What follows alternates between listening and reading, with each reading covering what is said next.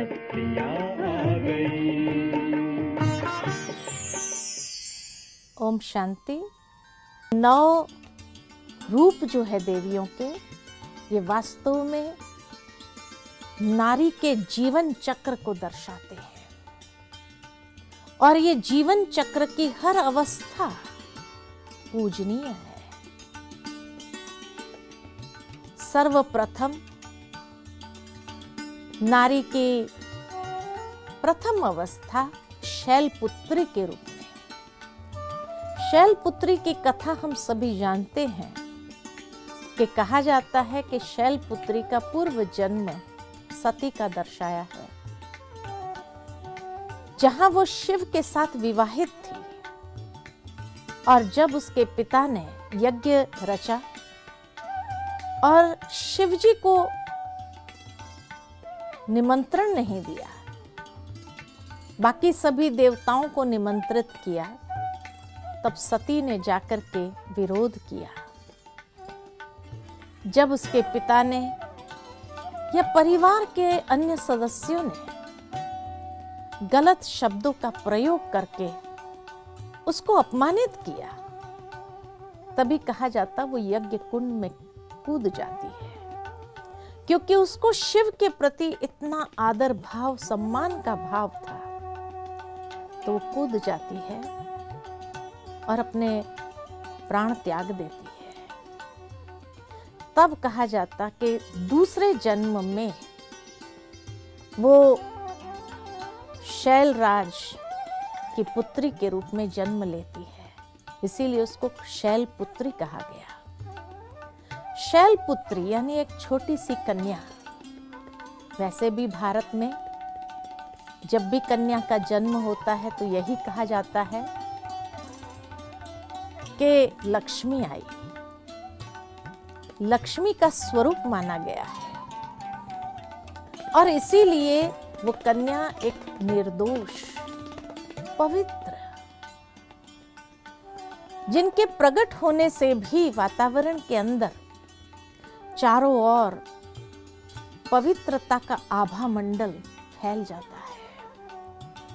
और ये प्रभा मंडल ऐसा होता है कि जिस प्रभा मंडल में वो बहुत सुंदर स्वरूप उसका दर्शाते हैं, अर्थात अनेक प्रकार की संपत्ति लेकर के वो इस संसार में प्रकट हुई है।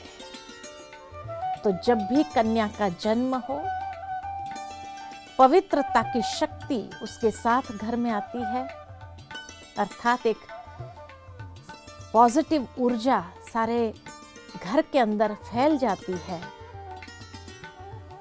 पवित्र स्वरूप बड़ा निर्मल स्वरूप होता है, निर्मलता का प्रतीक, पवित्रता का सिंबल। इसीलिए उसको दिखाया कि हाथ में त्रिशूल के साथ साथ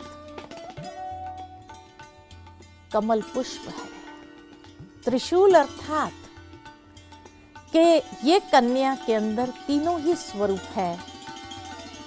माँ दुर्गा का स्वरूप है, माँ लक्ष्मी का स्वरूप है और माँ सरस्वती का स्वरूप है।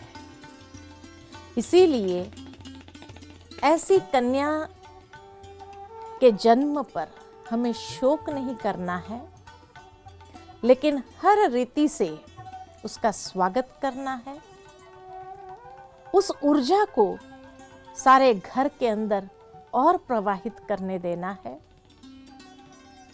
भावार्थ ये है कि वर्तमान समय को मनुष्य को ये संदेश जाता है शैलपुत्री के माध्यम से कि कभी भी ऐसी पुत्री का भ्रूण हत्या कभी नहीं करनी चाहिए, क्योंकि नहीं तो एक देवी को मारने का जो पाप है वो बहुत अधिक माना गया है। तो नवरात्रि का पहला दिन शैलपुत्री का अर्थात कन्या का स्वागत करो, कन्या को सम्मान दो और वो कन्या की पवित्र आभा मंडल की रोशनी को अपने जीवन के उत्थान के लिए स्वीकार करो। भ्रूण हत्या करके आज मनुष्य अगर देवी की पूजा करे तो वो तो कोई फायदा नहीं है। घर में आई लक्ष्मी को त्याग कर दे और फिर मंदिरों में जाकर के देवियों की पूजा करे तो उससे प्राप्ति क्या होगी? ये कन्या भी शिव शक्ति है और शिव शक्ति के रूप में आपको एक वरदान के रूप में प्राप्त हुई है, क्योंकि जो ये शक्ति का सम्मान करता है परमात्मा शिव के भी आशीर्वाद के पात्र बन जाता है।